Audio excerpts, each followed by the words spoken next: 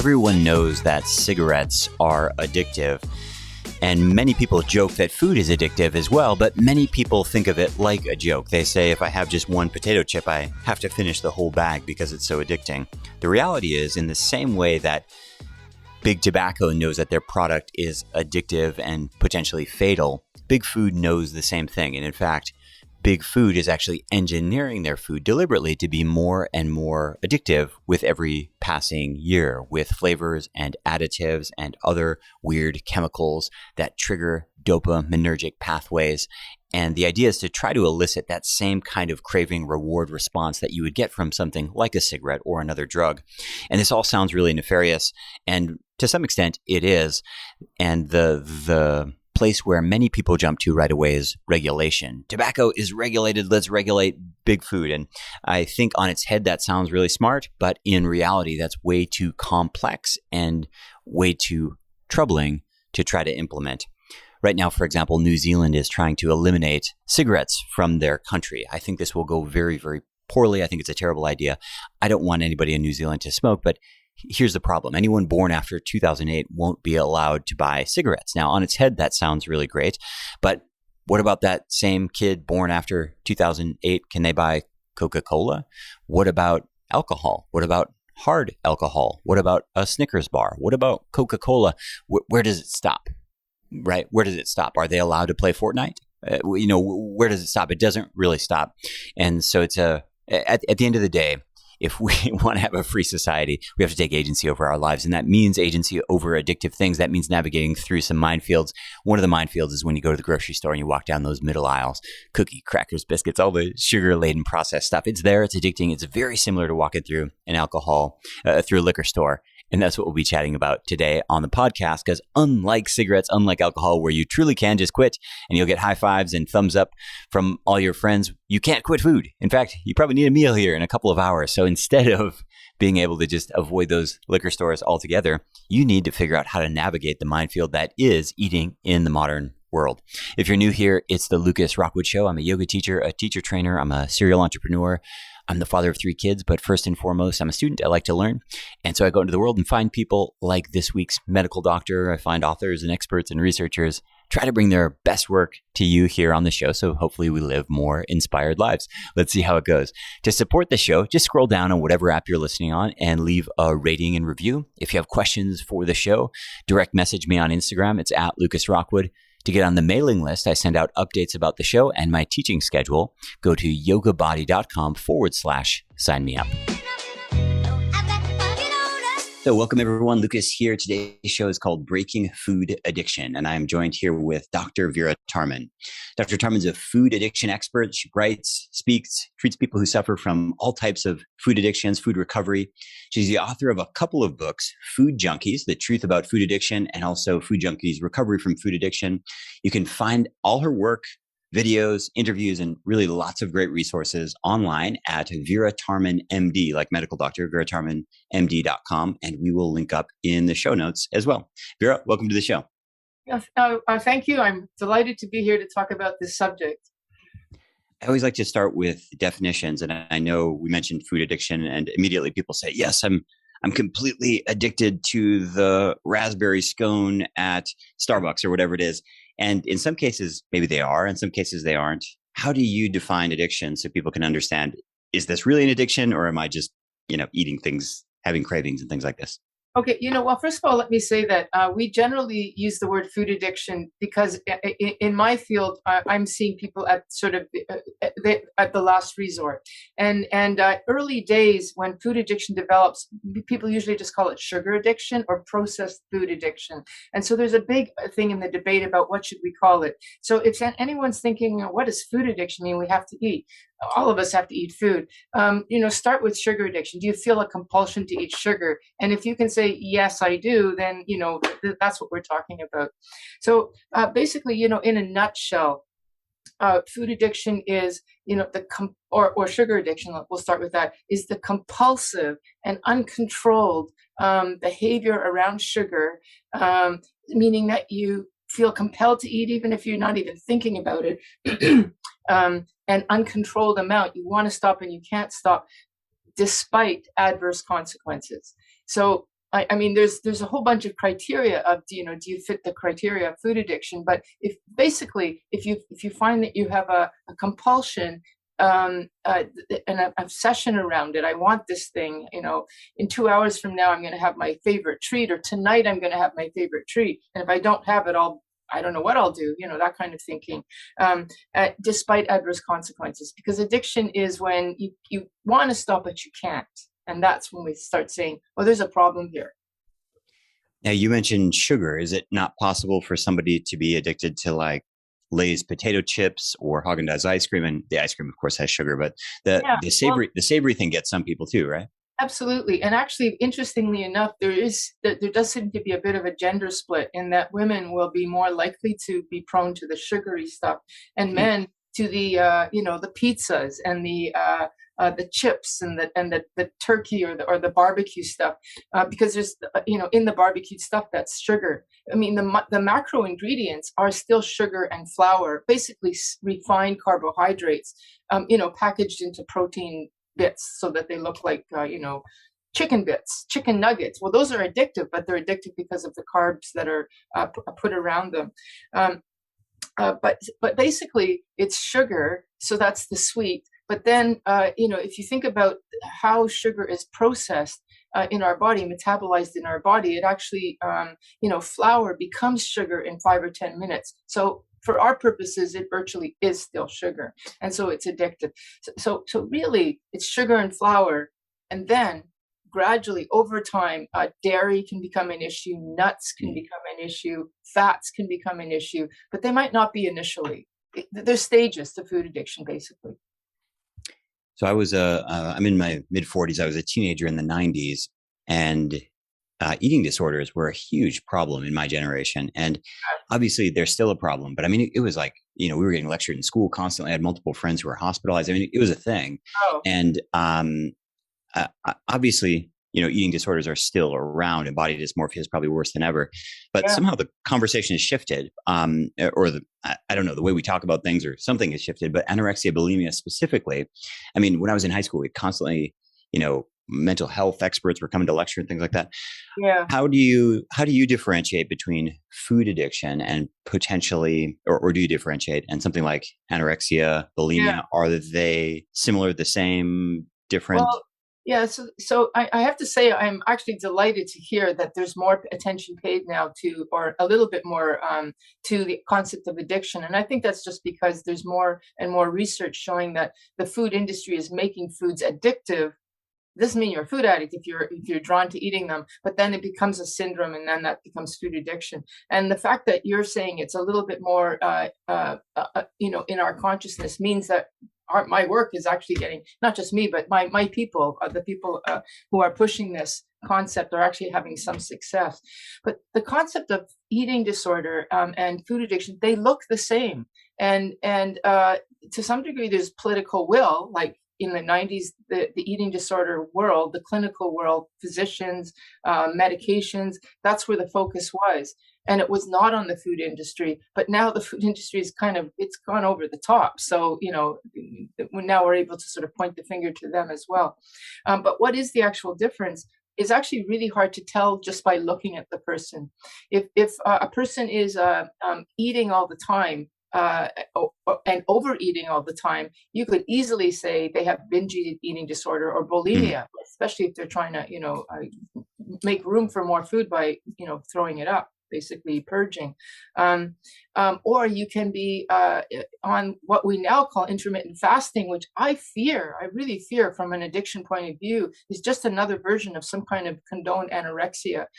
I know that intermittent fasting has a medical value, and I think it should be within the realm of medical coaching. It should be with a medical professional. Somebody just doing it on their own, I think they're walking into potential danger zone there. I don't recommend that. But anyway, because it can actually be another form of addiction. So again, how do you tell the difference? It's really hard to tell the difference. And that's part of the bane of the food addiction world, is that we can't say we're different, so that physicians and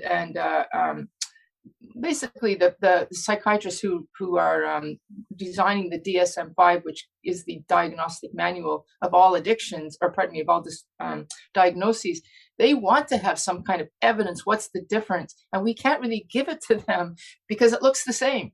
But there is a difference. And I'll tell you what the difference is. It's hard to pick it up on a test. There's no blood test and there's no real good questionnaire. But the fundamental difference is, and so somebody can ask themselves who's listening, if you, the eating disorder model, anorexia, bulimia, has the belief that there is some kind of psychic distress, trauma in the past, or difficulty living life because of disordered emotions, and you use food to manage that. You put all your focus and your anxiety and your attention to fix yourself on your food or your weight. But if the psychic distress were resolved, that stuff would no longer be necessary. That's the eating disorder. It's a psychological model.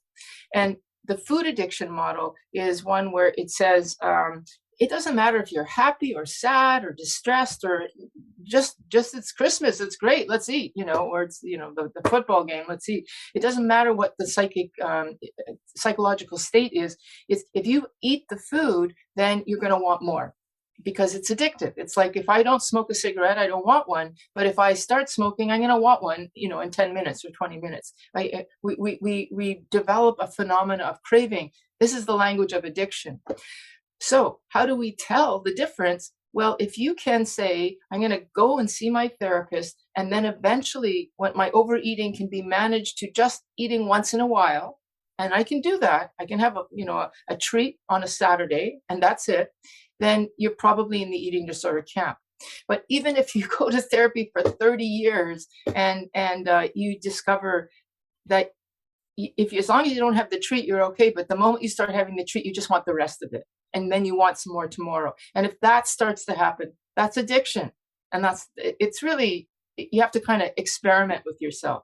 So if there's anybody here who's tried everything, any kind of moderation, and they've continued to struggle, you're probably looking at an addiction model. With that in mind, what do you think of the idea of cheat days? A lot of popular diets promote, Saturday, Sunday are free days, or Sundays are free day. What do you think about this idea? That would be the same as if there's any idea. Yeah. If there's any smokers out there, the ones who have really quit, right. Cheat day on a Saturday, no.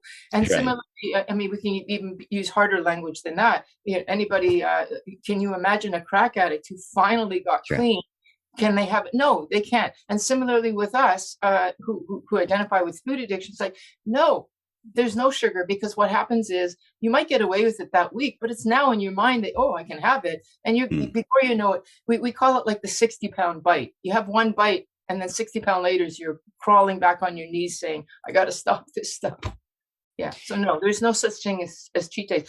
But if a cheat day works, that means you're probably not yet on the pathway to addiction. You're not in addiction. Sure. That makes sense. People will say things like, I have a chemical imbalance, or, my friend or relative who's struggling with weight has a chemical imbalance. What is the truth or the myth around chemical imbalance when it comes to an addiction? Obviously, there's a psychological component, but physiologically, what's going on? Well, that is. It would be fair to say it is a chemical imbalance. If we want to use the language of science, we could say it's a dopamine impairment. So neurochemical dopamine, which is our excitement, thrill, flush of pleasure, there's an imbalance of that. But that doesn't mean, therefore, that you can say, well, that's not. There's nothing I can do about that. It just means that what you're going to do is going to be different than the person who doesn't have a chemical imbalance. You're not going to want to put more fuel on the fire, because once you've got that chemical imbalance, that's the whole point. It's the chemical in the food, the sugar, which inspires dopamine, that will then, make that whole craving thing go. So you have to recognize, yes, I do have I don't want to use the word chemical imbalance. I'm going to say dopamine impairment. That's just, or really, if you want to, if you're familiar with the term insulin resistance definition of diabetes, we could say this is a dopamine resistance definition of addiction. Sure. Yeah. Weird situation.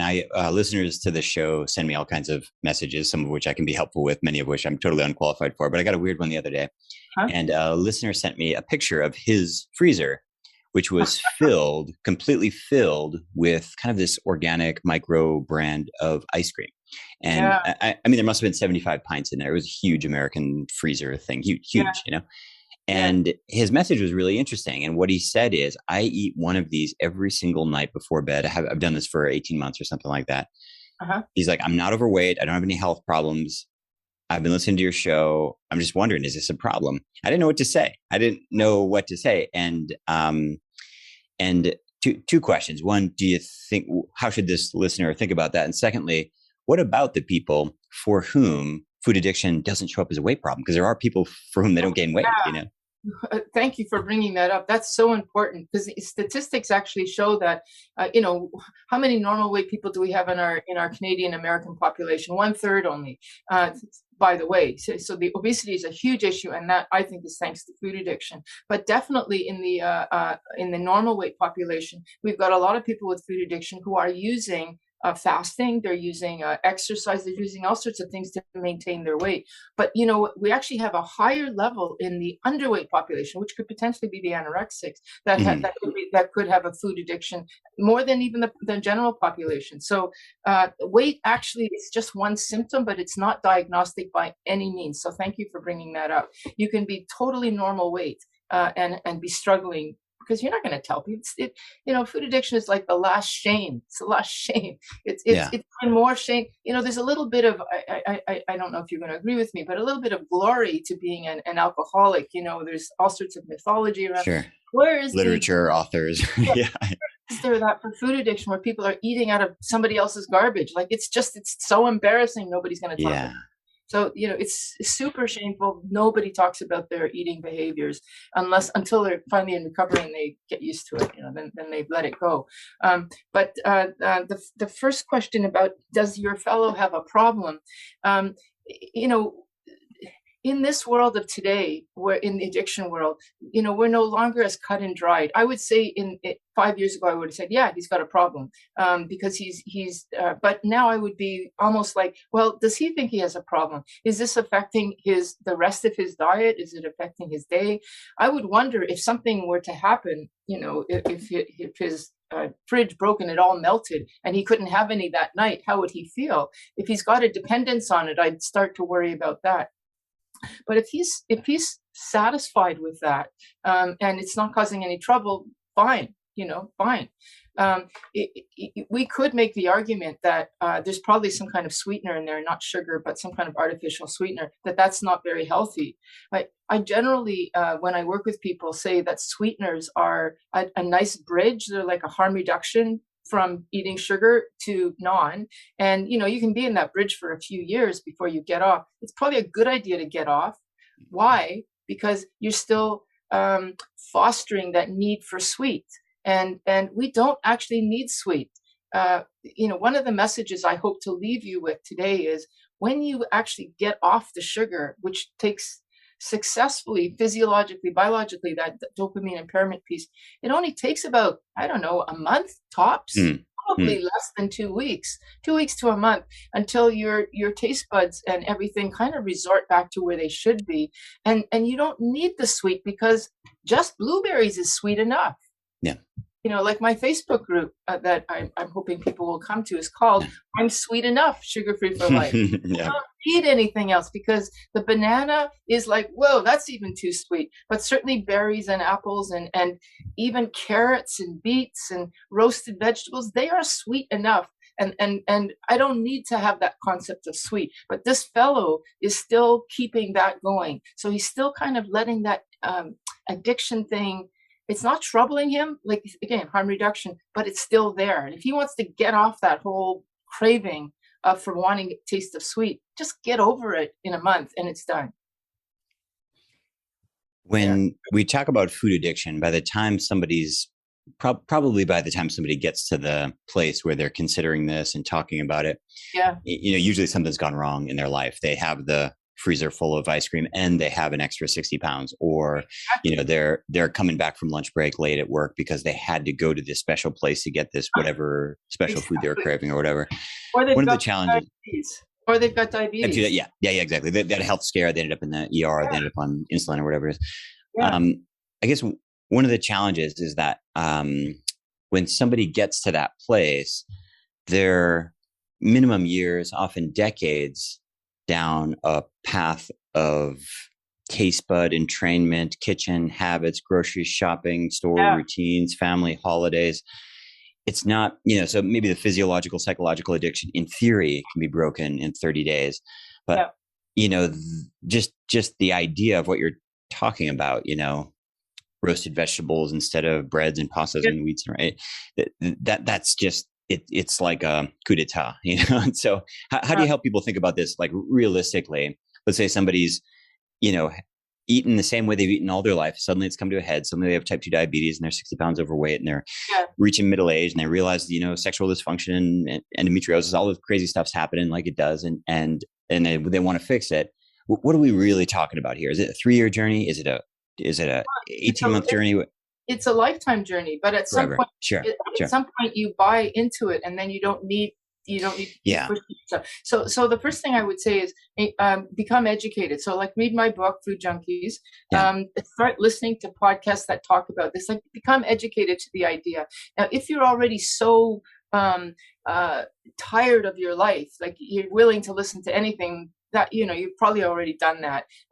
So then you're going to stop the sugar. Now, just like with any other drug, like we have treatment centers for if you want to stop cocaine, alcohol, whatever. We have treatment centers. Even smoking, quit smoking. We've got like programs to help people with medication. Like basically, I want to make the acknowledgement that first 4 weeks and that idea of I got to stop this. What kind of life is that? Sort of what your implication is there. We know that already. We've got tools to deal with all of that. So basically what I would say is plug into the addiction community. There is a food addiction community that knows exactly every thought that you have. How am I going to live without this the rest of my life? And we have answers. And we have people who say, yeah, we got it. We've been there too. And guess what? In 3 weeks from now, that's going to be gone. And then in 3 weeks from now, you're going to go, oh my God, I feel so much better. Maybe I can have a piece of fruit or cake now. And then we're going to say, no, this is what happened. Right. You want to plug into a community. And I would say for if you really, really, like you said, years and years and years have trained your receptors to basically it's going to be an issue all the time. Because we do say once you're an alcoholic, you're always an alcoholic. But you can be an alcoholic in dormancy, and it can be latent, it can be quiet. But you have to constantly be on check for the thoughts, because we always have this delusion that we can pick up again and be normal. You want to be connected to a community. So it could be a Facebook community, it could be a 12-step community, it could be just a community of peers where you've decided you're going to be my, quote, food buddies, where we talk about food, the healthy stuff, and basically buffer against the food industry's constant messaging that having this latest thing is going to make your life and your day superb. You want to get away from those messages. So it is basically a lifestyle. And you might say, I don't know if I want to do this life, but you're already. People, listen to this. This is so important. You're already invested in that lifestyle. If you've got diabetes, that's a chronic condition. Obesity, once you've gained that weight, it's always going to want to come back. You're already in a chronic. You're already heading towards something that's going to be daily. Why not be in a healthy place where you just have to in the morning be aware of what you're going to eat today. Be prepared for any potential dangers. And then that's it. The rest of the day is yours. There's no more self-loathing. There's no more looking at your closet going, oh my God, I can't wear this anymore, because you're free of that whole bit. 1 hour a day versus a day of misery for the rest of your life. Yeah.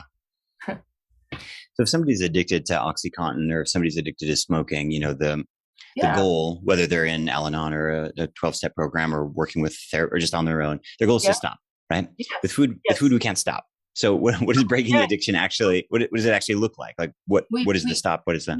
We can stop the trigger food. So part of the journey, this is why I think it's a good idea to not do this yourself, to actually hire somebody. Yeah. It is worth the cost of getting a food coach. It really is. You don't have to do it the rest of your life. It might just be for 3 or 4 months. Figure out what your trigger foods are. So it's going to be sugar. We do not need to eat. I'm talking about added refined sugar. I'm not talking about the sugar in fruit and in vegetables.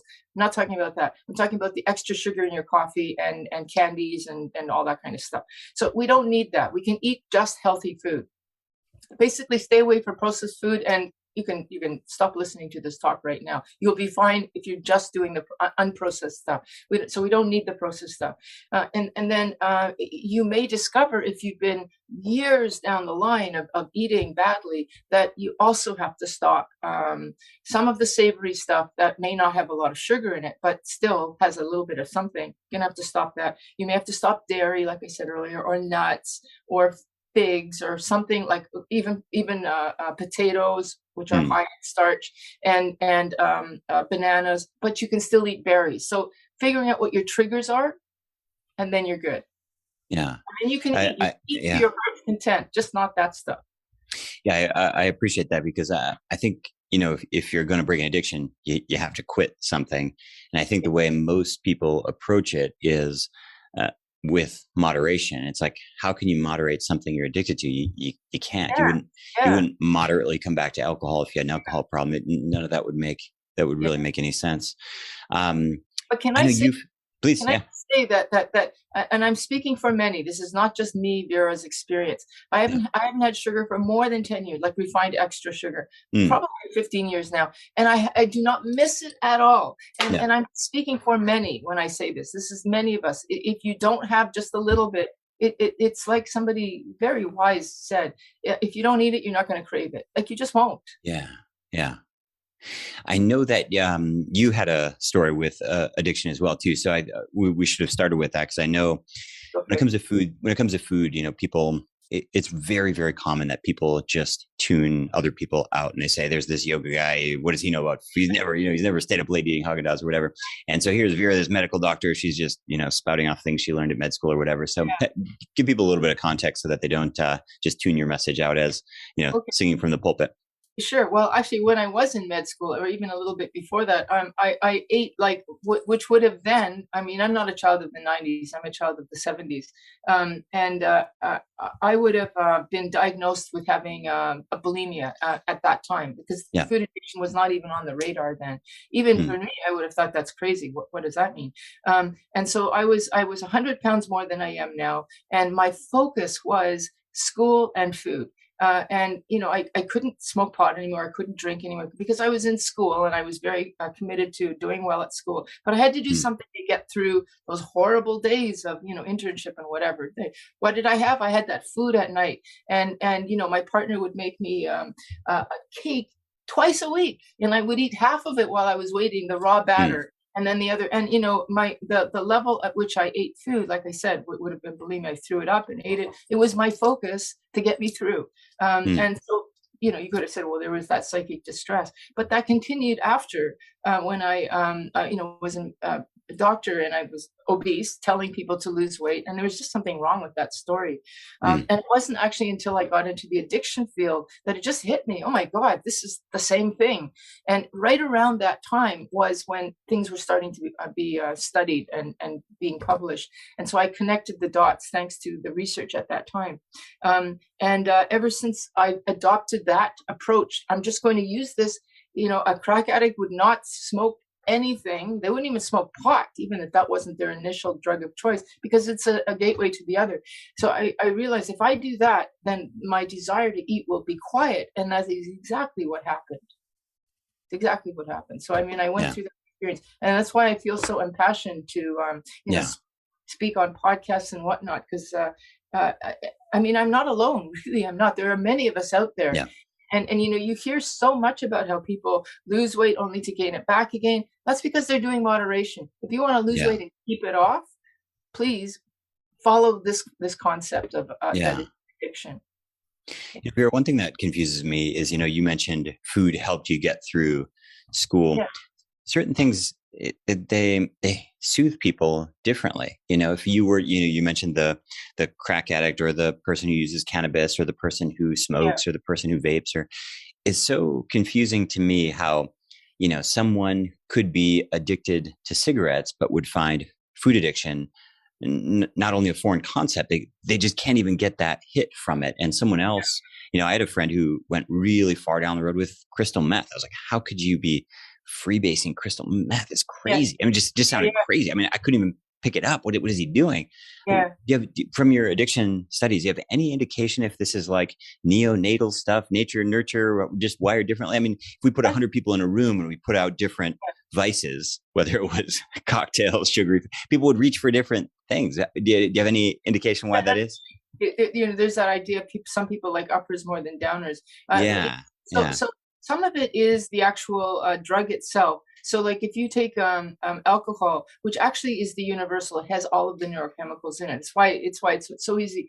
If a person like you're a crystal meth person, if he stopped, he'll probably and thought, well, it's okay, I can do some other stuff. He might actually find that alcohol will soothe the problem, or actually sugar actually will. Then the person who quit smoking, they may choose the cigarette over the sugar, but once they put the cigarette down, the sugar becomes very appealing. But you see, the thing is a substance like freebasing, that's smoking. Cigarettes is smoking. Like cigarettes, nicotine is about on par with sugar. And if we could smoke sugar, it would be as addictive as cigarettes. And the fact that a person is freebasing, well, they're smoking it, and that's a little bit more addictive. It's more compulsive than if a person is chewing it, like if they were chewing cocoa leaves from where cocaine came from. So eating food is slower, but if we could enhance it by eating quickly and a lot, that makes it more addictive. And like I said, if we could smoke it. Now, I'm really worried about vaping, because vaping is smoking sugar and tobacco, right? You have a flavored vape, that's sugar in there as well. That really worries me. But anyway, so how quickly something goes to the brain is one feature. And then also some drugs are more dopamine based and others are more opiate based or endorphin based. I see. So that would be like the fentanyl crisis of today. It's the endorphins. And endorphins gives a slightly different feeling than dopamine. Dopamine is the excited, I'm looking forward to this. Endorphins is that kind of pain relief. Pain relief. These things are happening, but they don't matter to me because I am on some other world. And alcohol has a touch of that too. And sugar does too, but not as much. Think about somebody who likes ice cream. Ice cream is dairy. There's a lot of endorphin in dairy and sugar. And when you eat ice cream, it's not the excitement of a candy bar. It's the kind of glazed out, like that guy who's eating at night a tub of ice cream. He's glazing. He's almost having like a mild endorphin buzz. Like an opiate. Or a bottle of wine. Great conversation, Vera. For people listening, especially this time of the year, I know people will want to get your book and follow you. You mentioned a Facebook group. Can you tell people how to connect with you online? Yeah. Okay. So online, you can do my webpage, which is veratarmanmd.com. But I actually think I'm a lot more active on I have a Facebook group as well, Vera Tarman, a YouTube a channel, which has all of my videos on it. But the Facebook group, I'm Sweet Enough, Sugar Free for Life, is where you can get on and it's free. And you can say, hey, I want to quit sugar. And then it's very supportive. It's very active. So that's one good way to get on. Perfect. Well, thanks so much for coming on the show. Thanks for all your work. Let's keep in touch. Okay. Thank you. When you have tight hips, it often shows up when you try to squat down, your heels will pop up off the ground. When you bend over to tie your shoes, you might have to sit down on a stool or something like that. When you sit cross-legged, your knees will be way up off the ground. The challenge with tight hips is very often that tightness in your hips radiates upstream to your lower back or downstream to your knees. In fact, one of the more common causes of lower back and or knee pain is actually tight hips. The way that I see a lot of students manifest tight hips is in poor seated posture and poor walking and running posture. And again, it's not so much that their hips get sore, it's usually their knees or their lower back. I mention this because, as many of you know, I lead a 21-day hip opening challenge. It is the most popular class I've ever taught in my life. We have hundreds of people all around the world who join me for a 15-minute per day science of stretching, deep hip opening practice where we do flexion, extension, lateral rotation, and more. It's a live program. It's an interactive program. I do a huge Q&A every day as well. To learn more, go to openyourhips.com, openyourhips.com. We have a course starting pretty soon. We have a nutritional question from Samantha on Instagram. Samantha says, Lucas, I'm wondering about barbecue. I used to have a charcoal barbecue, which I know causes cancer. I've switched to a gas barbecue, but admittedly, sometimes I burn my steaks. Is it really that bad to barbecue? Do I just need to boil everything? What is the best in terms of having my food in the best state for eating and the lowest risk for cancer? Appreciate the question, Samantha. I don't think that myself or anyone really knows the ideal for lowering cancer risk. What is clear is that burnt food is carcinogenic, full stop. Whether it's cooked on an open fire or whether it's cooked over a nuclear reactor, anything that's burnt is going to be carcinogenic. The other things that are also carcinogenic are the highly processed meats. So things like bacon and other like deli meats and these kinds of things. There's pretty good research linking them to cancer, not because they're meats, but because of the way that they're processed. And so, a gas barbecue for sure better than charcoal. Is boiling better? I don't know. Maybe, probably. A lot of people are using these sous vide machines and I don't know, cooking in plastic. I don't love that idea, but of course that is low temperature. I think at the end of the day, you kind of have to choose your battles. Probably not a great idea to be eating burnt food on a daily basis. Probably not a big deal if you eat burnt foods twice in a summer. So I think you have to figure out what you're doing. If you're cooking on a gas grill, it's very likely you can figure out ways not to burn your oils and not to burn your food in general. But I wouldn't be overly concerned with it. When it comes to carcinogenic stuff, if you just pause for a moment and glance around your car or your home or wherever you're listening, for better or for worse, there's carcinogenic compounds all over the place. So we want to avoid the dynamite sticks. And a dynamite stick for sure would be a charcoal barbecue burnt T-bone steak. That's going to be a highly carcinogenic food. Another one would be burnt tobacco, right? Anything that we burn is going to cause that. There are some teas, by the way, that are dried in smoke, like yerba mate traditionally is dried with smoke, and that's also carcinogenic. And so you want to avoid those things. But when it comes down to other choices, I think you kind of have to pick your battles. Sounds like you're doing a lot of things right. I wouldn't worry about it too much.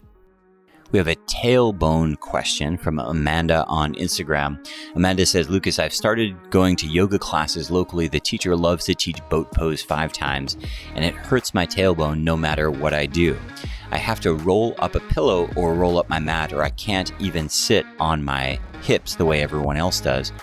Will this ever go away? Do I just need to get used to it? My teacher said eventually that I'll desensitize. So what you're experiencing, Amanda, is called coccydynia, which sounds really exciting, but sounds really serious, but it's usually not very serious. Here's how this can happen. Congenitally, some people just have a uniquely formed tailbone, we could say. What might that mean? It might mean that the angle is sharp or pronounced. It might mean that it twists a little bit. In many cases, people have broken their coccyx or fractured their coccyx when they were younger, their tailbone. They didn't even know. There's nothing you can do anyway. And it healed up a little bit strange. And it's just sensitive. It's a sensitive bone. You don't notice it in anything except poses like boat pose, anything where you're kind of balancing on that tripod. Your pelvis, if you were to take away your glutes and your deep six and all the pelvic floor muscles and you rip away your hamstrings and just look at it, your pelvis is created like a tripod. You have your sits bones, your ischial tuberosity sits bones there at the bottom, and they form on either side a tripod with your tailbone. And it's designed probably for things like sitting. Think of a dog. It's a lot easier. Think of a dog sitting, right? The dog is sitting and the tail is used for balance. We don't have a tail, but that same sort of tripod setup is why it's there. And so if, like a dog, you have a broken-ish tail, it might hurt long term. What your teacher said is usually not true, meaning I have not had a student who had long-term chronic coccydynia for whom it became desensitized. I have had students for whom it was short-term. For example, I was with my middle son stand-up paddleboarding here in Barcelona, and there are these outdoor showers down at the beach here in Barceloneta. And he and I were coming out of the showers, and somebody had used shampoo, and there's a wooden deck, and somehow the shampoo bottle had broken, and I slipped. And when I say slipped, I mean my heels just disappeared from under me, and I landed right on my coccyx. I kind of blacked out, and it was extremely painful. I didn't break my coccyx, but it was a good 2-3 months before I could do a boat pose. And so in that case, it did recover, but that was an acute injury that recovered. If you haven't had an injury, if this is just something that you've always felt when you do boat pose, it's possible that you're always going to feel it doing boat poses. Amanda, that's the bad news. The good news is it kind of doesn't really matter, especially when you realize like, hey, this pose doesn't really work for me. I'll do it with my feet on the floor or I'll put a pillow under me. It's usually totally fine and not something to worry about. Thanks for listening to the Lucas Rockwood Show. If you enjoy the podcast, I have 2 asks of you. Number 1, share the show on social media with your friends and tag me. My handle is @LucasRockwood. Number 2 is please leave a rating and review in whatever app you're listening on. And last but not least, before you go, if you'd like to be on my mailing list, every week I send out information about the podcast, behind the scenes stuff, announcements of online classes and special events. I email about once a week. You can do that at yogabody.com/sign me up. And right now we have a free breathing worksheet on that page as well. It's yogabody.com/sign me up. Thanks so much for listening, and we'll see you next week. Do a boat pose. And so in that case, it did recover, but that was an acute injury that recovered. If you haven't had an injury, if this is just something that you've always felt when you do boat pose, it's possible that you're always going to feel it doing boat poses. Amanda, that's the bad news. The good news is it kind of doesn't really matter, especially when you realize like, hey, this pose doesn't really work for me. I'll do it with my feet on the floor or I'll put a pillow under me. It's usually totally fine and not something to worry about. Thanks for listening to the Lucas Rockwood Show. If you enjoy the podcast, I have 2 asks of you. Number 1, share the show on social media with your friends and tag me. My handle is @LucasRockwood. Number 2 is please leave a rating and review in whatever app you're listening on.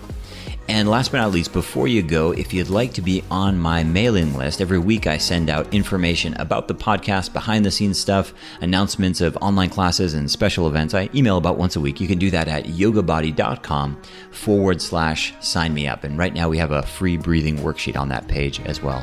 It's yogabody.com/sign me up. Thanks so much for listening, and we'll see you next week.